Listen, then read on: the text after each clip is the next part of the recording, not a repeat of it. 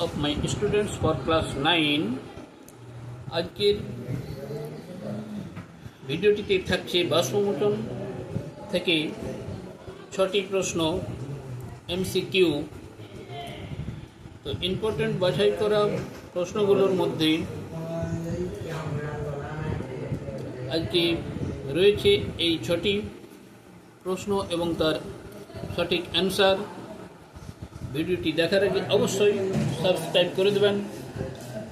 1 নম্বর প্রশ্ন, বাষ্পমোচন বেশি হয় গ্রীষ্মকালে, বর্ষাকালে, শীতকালে, শরৎকালে? সঠিক অ্যান্সার গ্রীষ্মকালে।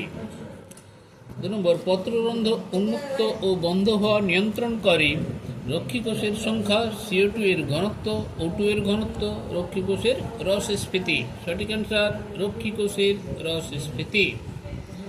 3 নম্বর প্রশ্ন, পত্ররন্ধ্রে রক্ষীকোষের রস স্ফীতি চাপ নিয়ন্ত্রণ করে লোহা, বোরন, পটাশিয়াম, ম্যাগনেসিয়াম? সঠিক অ্যান্সার পটাশিয়াম। 4 নম্বরে, বাষ্পমোচন একটি ভৌত না শারীরবৃত্তীয় না রাসায়নিক না বাষ্পীভবন প্রক্রিয়া? সঠিক অ্যান্সার শারীরবৃত্তীয়। 5 নম্বরে, আর্দ্রতা বৃদ্ধিতে বাষ্পমোচনের হার প্রথমে বৃদ্ধি পায় পরে কমে যায় কিনা বৃদ্ধি পায় না হ্রাস পায় না একই থাকে?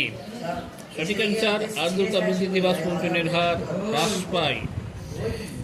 6 নম্বরে, সব থেকে বেশি বাষ্পমোচন ঘটে পত্ররন্ধ্রে, জলরন্ধ্রে, ল্যান্টিসেলে, কিউটিকলে? সঠিক অ্যান্সার পত্ররন্ধ্রে। এরপর জল, খনিজ পদার্থ, খাদ্য, গ্যাসের পরিবহন নিয়ে থাকছে 5টি বাছাই করা প্রশ্ন। লক্ষ্য করুন, অর্ধভেদ্য পর্দার মাধ্যমে জলের পরিবহনকে বলে অভিস্রবণ, প্রচ্ছেদন, গাটেশন, সহায়ক ব্যাপন? সঠিক অ্যান্সার অভিস্রবণ।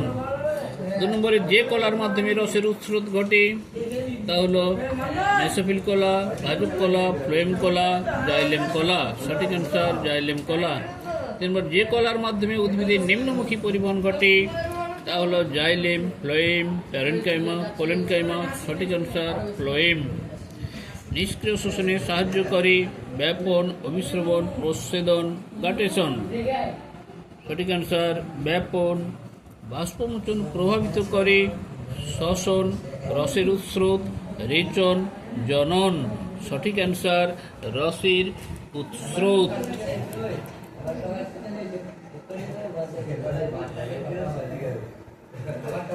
তো যদি এই ভিডিওটির প্রশ্ন এবং উত্তরগুলি সঠিকভাবে মুখস্থ করতে ও জানতে চান তাহলে অবশ্যই ভিডিওটিকে বেশি বেশি করে শেয়ার করবেন, একটি লাইক দিয়ে দেবেন আর কমেন্টস করে জানাবেন।